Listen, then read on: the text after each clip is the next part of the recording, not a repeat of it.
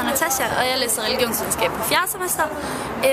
Jeg skal med på ekskursionen til Israel og Palæstina, og vi rejser lørdag nat, og vi skal være afsted i 10 dage.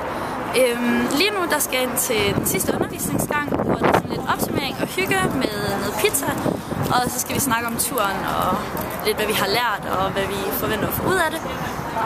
Personligt så glæder jeg mig selv allermest til at komme ned til Vestbredden og ned og kigge på de her flygtningelejre, der er dernede.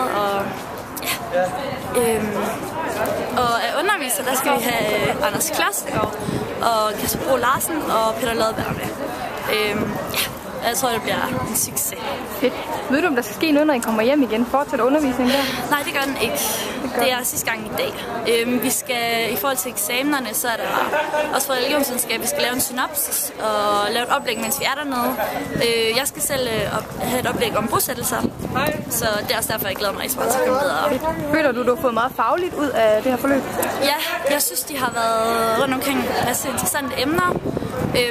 Jeg synes selv, at emnerne vedrørende islam og Palæstina og den politiske situation og sådan noget, det er det, der har været mest spændende. Så. Okay. Hvad med det sociale? Har der været noget der? Altså, vi kender ikke hinanden så godt.